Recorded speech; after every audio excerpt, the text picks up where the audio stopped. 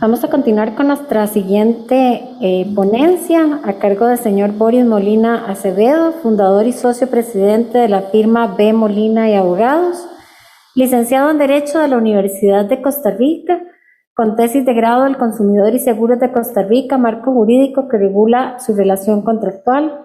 Posgrado en Derecho de Seguros de la Universidad de Buenos Aires, Argentina, coordinador del Comité Jurídico de la Confederación Panamericana de Productores de Seguros, Coparproce, vicepresidente de la Asociación Costarricense de Derecho de Seguros y Finanzas, director de la Federación Nacional de Asociaciones de Consumidores y Usuarios de Costa Rica y ganador del Premio del Estado del Derecho de 2019 en la Federación Interamericana de Abogados FIA, premio que por primera vez lo recibe un costarricense por su aporte significativo en los derechos humanos del continente americano.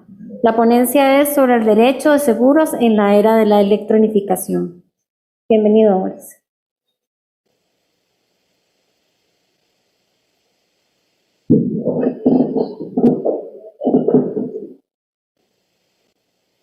Muy buenas tardes. Ya para este momento sé que muchos estamos cansaditos y estamos deseando culminar, pero voy a tratar de ajustarme al tiempo para conversar un tema que es no solo apasionante, sino muy importante, que está absolutamente en boga.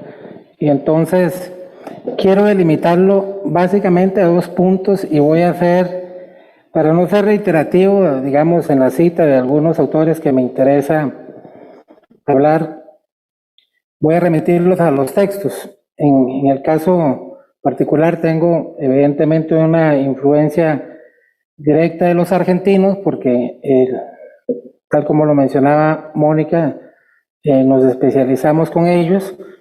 Y entonces, en el tema específico que tiene que ver, digamos, con la electronificación, debo ligarlo necesariamente a 2 cosas que están profundamente unidas en el tema, que es la inteligencia artificial y las neurociencias, de las cuales hoy no se ha hablado. De la inteligencia artificial se habló bastante y es un tema, digamos, que ha sido tratado mucho.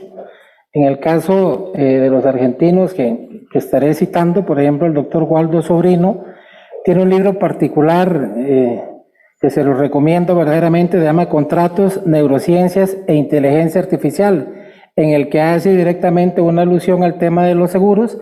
Y ayer, precisamente, en el medio oficial de la editorial Thomson Reuters, que se llama La Ley en Argentina, Waldo saca una publicación que se llama Inteligencia Artificial y Neurociencias aplicadas en la ley de seguros, específicamente obviamente en la ley argentina, pero que por supuesto el análisis se extiende a cualquier otra norma. Luego el doctor Fernando China, que tiene una obra que también se la recomiendo, Neurociencias y Derecho.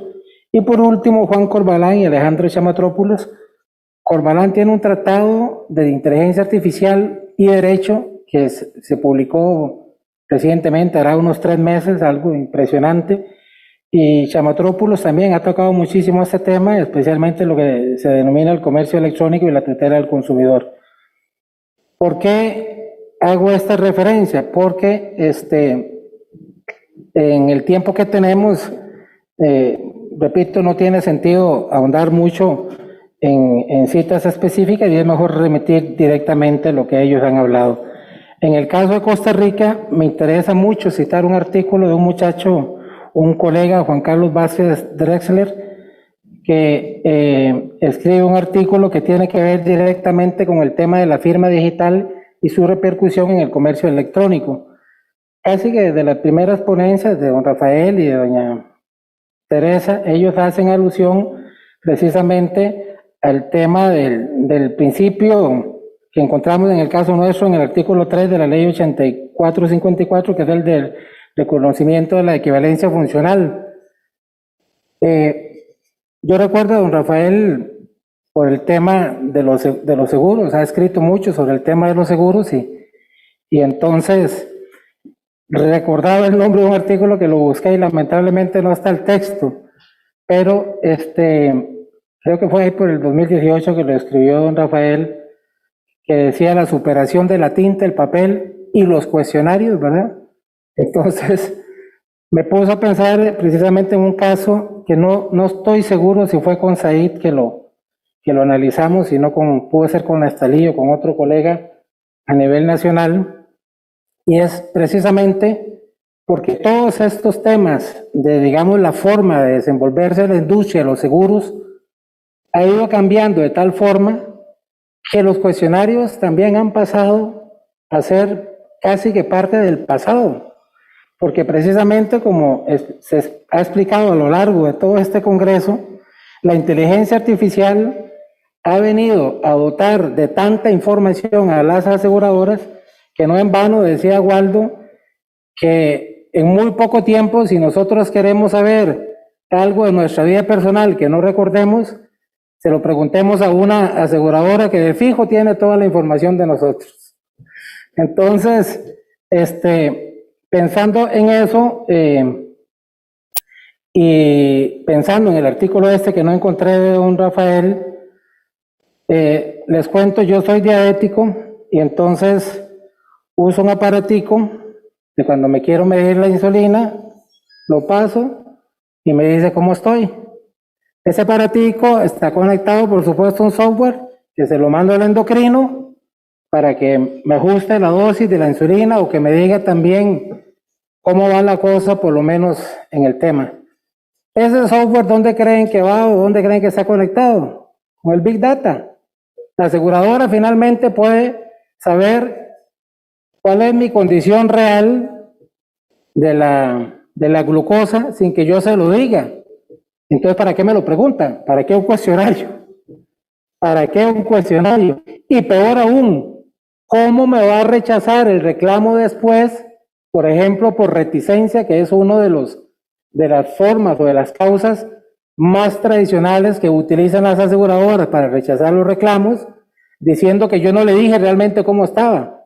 Por supuesto, porque yo mismo no lo sabía hasta que no se refleja eso en el aparato, por decirlo de alguna forma. Entonces, ha ido cambiando toda esa forma tradicional de ver las cosas, incluso en la propia firma. Ferran nos hablaba ahora de las distintas formas en que se debe de comprender el tema de las firmas, y en Costa Rica específicamente este muchacho Vázquez Drelex hace referencia a dos resoluciones, la RSC 128 de la SUTEL y la 014-219 de la Procuraduría General de la República, que remiten precisamente al tema de la firma electrónica como la forma, digamos, de concretar bajo el principio de la equivalencia funcional todo lo que tiene que ver, digamos, con la materialización del contrato. Pero ¿será eso lo que ocupamos hoy en día y será lo que se da, digamos, en la industria de los seguros? Eso sucede solo sí, si tratamos en Costa Rica, por ejemplo, con alguna de las 13 aseguradoras que existen. Pero resulta que hoy en día yo puedo tomar un seguro con una aseguradora en Japón, en China o donde yo quiera, porque se permite precisamente dentro del comercio electrónico poder hacer ese tipo de cosas, y que en algunos casos, por ejemplo, sin necesidad ni siquiera de presentar un reclamo, como hablabas ahí ahora de los seguros paramétricos, con solo que se cumplan los requisitos en los estándares, en el rango que se tiene que dar, sucede el evento, o sea, se da el siniestro y la aseguradora deposita porque ya se cumplió ese rango. Y entonces ni siquiera hay que hacer el reclamo para que se dé la indemnización. Pero eso no es lo normal y no es lo que se trata, digamos, en el 100% de los casos. Nos vamos a encontrar con muchísimos casos en el que el asegurado, el consumidor de seguros, porque en Costa Rica, no me acuerdo quién fue el que hizo o el que tenía alguna duda de cómo funcionaba el tema del consumidor aquí. Costa Rica es uno de los 5 países a nivel latinoamericano que lo tiene incluido en su constitución política, el artículo 46, pero además la legislación específica de los seguros, tanto en la ley del mercado, ley reguladora del mercado de seguros, como en la ley reguladora del contrato de seguros, están fundamentados en la figura del consumidor de seguros. Es decir, para nosotros el tema de la protección al consumidor no es algo ajeno y no es algo, digamos, que se escape de estas realidades. Por ejemplo, el tema de la firma, por eso decía que puede pasar a un segundo plano, ya desde el 2017 en la resolución 232 del 2017 de la Sala Primera de la Corte Suprema de Justicia, se supera un tema, digamos, tan común como es la firma misma del contrato. O sea, la aseguradora alega que por haber firmado el contrato el asegurado o el consumidor de seguros, entonces ya estaba sometido a todo el clausulado de manera, digamos, irrevocable. Y la respuesta de la Sala Primera es, no, mires, estamos en presencia de un contrato de consumo, un contrato adhesivo, donde la sola firma del contrato no basta. ¿Por qué? Porque la persona está incluida dentro de un esquema en el que perfectamente, como en ese caso en particular, otros elementos de la realidad del contrato entraron a jugar para que lo que había firmado pierda importancia, pierda relevancia frente a la realidad que se dio, y entonces sea más importante, por ejemplo, algo que le haya dicho el intermediario, alguna expectativa, y sobre eso vamos a tratar de ir aterrizando el tema que nos interesa, porque ahí es donde lo ligamos precisamente con las neurociencias. Las neurociencias han venido a demostrar una verdad de perogrullo. Por ejemplo, nadie lee los contratos. Todos aquí somos abogados, o la inmensa mayoría, y si hacemos una encuesta de quién se leyó, por ejemplo, el contrato de Facebook para que se inscribieran en Facebook cuando leyeron I agree, ¿verdad? El acepto, prácticamente nadie. ¿Quién se leyó cuando compró la póliza del carro, cuando compró la póliza de la casa? Si nosotros no lo leemos, posiblemente mucho menos el ciudadano común y silvestre. Eso que pareciera ser tan sencillo, las neurociencias lo vienen a demostrar, pero de manera contundente, ¿verdad? Y entonces, si no se leen los contratos, y cuando se leen no se pueden comprender por la dimensión que se tiene, entonces ese principio, ese derecho de información que tiene el consumidor, va acompañado de lo que se llama un derecho de asesoría y un derecho de advertencia. Es decir, no solo tiene que comprender claramente lo que está comprando, sino tiene que comprenderlo de una forma amplia, y sobre todo tiene que tener claro, volviendo al tema de los seguros, a las exclusiones. Es decir, tiene que tener claro qué es lo que no le va a cubrir, para que pueda entonces, al momento de el rechazo de un reclamo, saber si estaba dentro del marco de las reglas del juego o no. Eso es lo que se conoce como las expectativas razonables. Y entonces, ese consumidor, ese asegurado, esa persona que va a comprar un seguro de la forma que sea en la forma tradicional o a través de un contrato electrónico, tiene que tener claras las expectativas de él. ¿Cuáles son esas expectativas? Por ejemplo, en materia de seguro de automóviles, saber cuáles son, digamos, las 4 o 5 cosas más importantes por las que las aseguradoras rechazan los reclamos. Bueno, entonces tiene que tener claro que si el carro no tiene las condiciones, por ejemplo, para atravesar un río, y la persona se mete, lo hizo bajo su propio riesgo, pero no tenía la cobertura para eso. Que si resulta que si no tiene la cobertura, en el caso de Costa Rica, que hay cobertura expresa para poder conducir bajo los efectos del alcohol, pero si no tiene esa cobertura, no le va a cubrir. Entonces, que la persona sepa claramente cuáles son las cosas más importantes, porque entonces, si yo soy consumidor y tengo las expectativas razonables claras, es decir, lo que yo sé que no me va a cubrir, yo puedo decir, mire, efectivamente yo no leí el contrato, aunque me lo hayan dado y me lo hayan tratado de explicar, porque eran 200 hojas de cosas que jamás podría entender.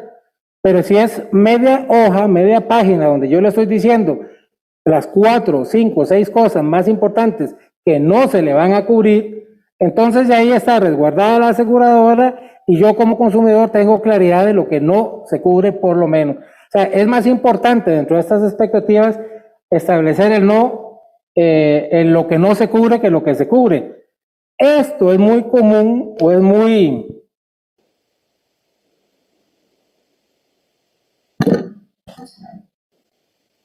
Ajá. Esto es muy claro, por ejemplo, en el tema de los seguros a nivel electrónico, porque ya estamos, digamos, en la era que podemos comprar incluso el seguro de automóviles en forma electrónica, pero también podemos comprar el seguro de hogar o seguros de gastos médicos y todo este tipo de cosas.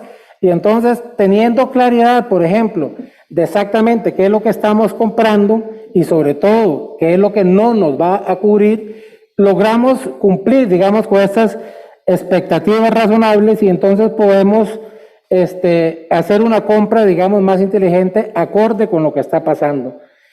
Aunado a esto vienen también otros temas que en materia aseguradora, si estamos hablando del seguro viajero, digamos, cuando nos deja el vuelo y entonces hacen un reconocimiento, por ejemplo, de $100, así que no va a haber ningún problema con alguna aseguradora. Pero si estamos hablando de una póliza de vida o una póliza de un riesgo alto, entonces hablemos de 100, $200,000, ténganlo por seguro que en línea no me los van a dar si no están claras las reglas del juego, ¿verdad?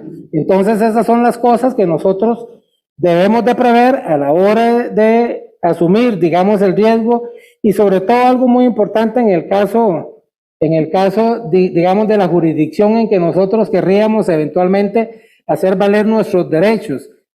Es común encontrarse, digamos, productos en línea que no sabemos ni siquiera de dónde vienen.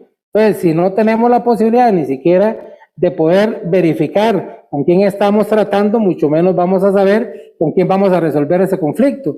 Pero hay empresas aseguradoras a nivel mundial de mucho prestigio y de mucha calidad con las que podemos negociar también, podemos hacer eso y tienen, por ejemplo, lo que hablaba ahora el compañero en forma virtual sobre el tema del arbitraje, tienen sus propios mecanismos, digamos, de solución de conflictos, de solución alterna, tribunales de consumo o tribunales internos de resolución de conflictos que podrían acelerar incluso el tema del tiempo en Costa Rica, por ejemplo, para resolver un caso.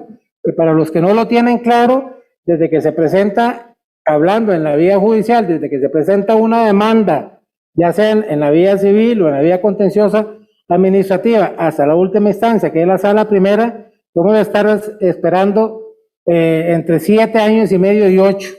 Entonces, por supuesto que si vamos a tener un mecanismo más célere de solución de conflictos a través de la misma aseguradora o de alguna entidad complementaria o accesoria de esta, y podemos resolver un conflicto en términos de meses o de días, va a ser un beneficio total para todos. El tema de los contratos electrónicos es un tema que ya llegó, no es el futuro, es el presente. Entonces, no podemos luchar contra esa realidad. Lo que tenemos que hacer es tratar de ajustarnos. Cuando la doctora Teresa habla de todo ese reglamento y cuando Vilma dice que ese reglamento posiblemente nos esté llegando a nosotros a finales de año, a principios del otro año, cuando llegue, entonces eso es lo que se trata, que este comercio internacional, que este comercio moderno tenga las regulaciones necesarias para poder subsistir en un mundo que ya tiene como una realidad precisamente los contratos electrónicos, y contra eso no vale la pena combatir, sino tratar de hacer lo que funcione y que funcione de la manera adecuada y respetando, haciendo una simetría de lo que ya de por sí es asimétrico. Vean que en el caso de los seguros existe una asimetría natural entre la aseguradora y el asegurado, pero si a eso le sumamos la plataforma, ¿verdad?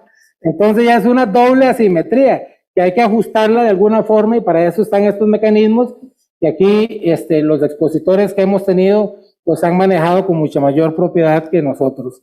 Esto es lo que les quería compartir. Muchísimas gracias.